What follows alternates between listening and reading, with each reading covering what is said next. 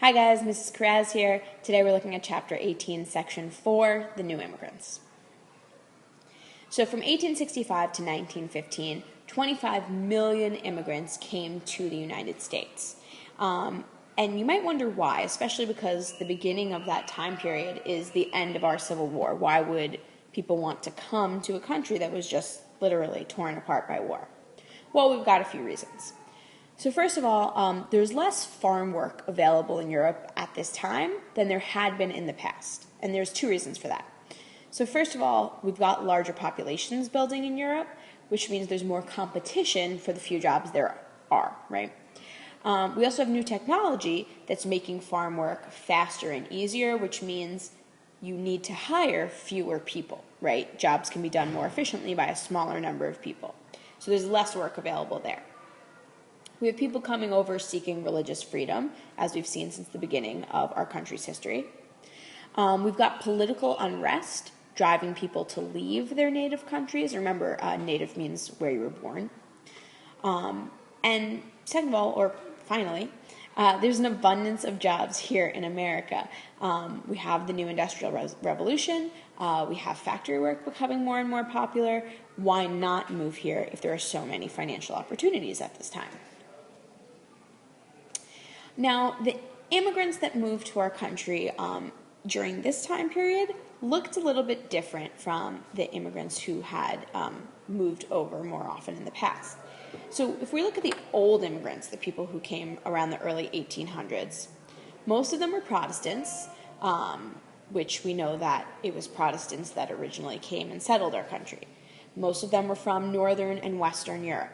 And we know that there's a lot of English influence in that area, so most people there spoke English like we do as one of our primary languages here in the United States. Most people had experience with democracy when we're looking at those old immigrants, and we know that we have a democracy here. So we're seeing that the old immigrants were kind of already aligned. Their native practices were similar to the practices and ways of life that we have here in the United States. When we look to those new immigrants who came between 1865 and 1915, most of them were Catholic or Jewish. Most of them were from Southern and Eastern Europe, places with a little less English influence, and therefore fewer of them actually spoke English, and fewer were familiar with life in a democracy. They saw other forms of government in their home countries. And all this meant that new immigrants stood out a bit more as different from the people who are already living here in America. And we're going to see issues that arise around that. So when immigrants came to America, they had to travel by boat, and often they'd travel below deck in steerage, which are large compartments that usually held cattle. Needless to say, conditions were very cramped and uncomfortable. Because there were so many people in such a tight space, diseases spread really quickly. Most Europeans docked at Ellis Island in New York and settled on the East Coast. Most Asians would travel the other way around the world and dock at Angel Island in San Francisco Bay and settle along the West Coast. Once immigrants arrived in the U.S., they had to undergo a physical exam, and if they were found sick or disabled, they could actually be sent back to their native land. We're going to look at this together a bit more in class because it's probably hitting your ear the same way it's hitting mine. This doesn't sound quite right with our supposed ideals as a nation. We'll get back to it, I promise. Moving on to immigrant neighborhoods. So 2/3 of people who immigrated at this time settled in cities near other people from their home country and created an ethnic neighborhood. You could think of it almost like Little Italy or Chinatown, right, where it's a small area that is condensed and like completely immersed in one specific culture. Similar idea in ethnic neighborhoods. Some benefits came from this, right? So if you had just immigrated to the United States and you lived in an ethnic neighborhood, you were less likely to feel lonely and isolated because you were still living within your home culture, right? You knew the way of life in your neighborhood, in your area, because everyone in the area was from where you were from. Another positive thing is that traditions and cultures from home countries could be kept alive. Everyone's celebrating the same things you are. Everyone practices the same rituals is the wrong word, but the same traditions are being practiced. And again, that's something that'll make you feel less isolated. You're part of a community still. And while those things are good, it's sometimes, living in an ethnic neighborhood sometimes slowed the process of assimilation for immigrants. And you might be wondering what assimilation is. Well, here we go. Assimilation is the process of becoming part of a new culture. Think about when you first started sixth grade here, right? You didn't know who your teachers were. You didn't know who your classmates were. You didn't know what your schedule would be like. You didn't know what it would be like walking down the halls or what the rules are. But slowly, you picked up on those things and you became a part of the PPAS family, right? Assimilation is the same idea. That is a process of assimilation.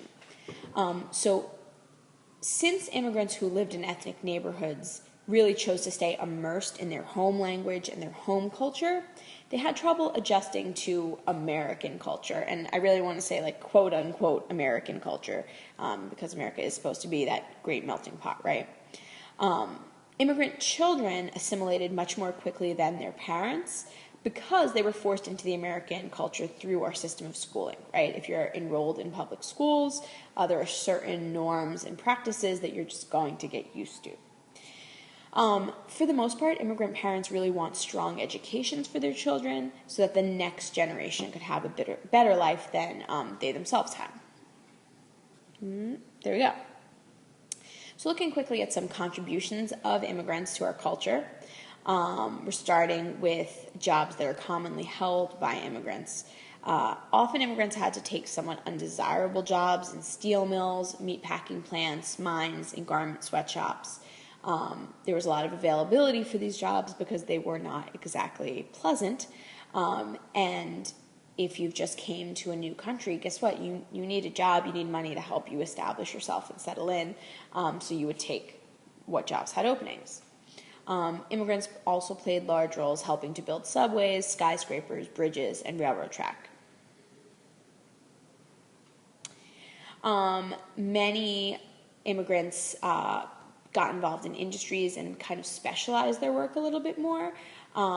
Lots of immigrants would become small business owners in order to serve their communities. And we could see this maybe especially in ethnic neighborhoods where stores and restaurants would sell ethnic foods that are really reminiscent of what you would eat or experience in the home country. And then looking at just some individual immigrants that made some big contributions. Andrew Carnegie, the man of the steel hour, and Alexander Graham Bell, who we remember invented the telephone, were both born in Scotland. Metro-Goldwyn-Mayer, aka MGM, the film company, was established by Jewish immigrants. Arturo Toscanini, an Italian immigrant, became a famous orchestra conductor. A Belgian immigrant named Leo Baekeland invented plastic. Immigrants are doing big things here in our country and helping make advances that are going to benefit not just us, but the entire world. The final slide, of course, we always end on a downer note, nativists. So as more and more immigrants came to the United States, nativism started to increase. And nativism is the desire to preserve the traditions of a certain nation, right? Often when immigrants enter a new country, natives fear that they're not going to assimilate, and therefore they're going to hurt our American culture. And again, I say that with air quotes because American culture is supposed to be defined as a pluralistic culture, right, where there's many different ways of life, and they can all live in peace and harmony, and yet. But nativists also feared that immigrants would take jobs away from natural-born Americans, and often nativists would accuse immigrants of being anarchists or people who oppose all forms of government. Later in class and in future chapters, we're going to explore more about how nativists specifically acted towards immigrants and made life a little bit less than pleasant for them. But for today, that is the end of our slide. Have a lovely afternoon, people.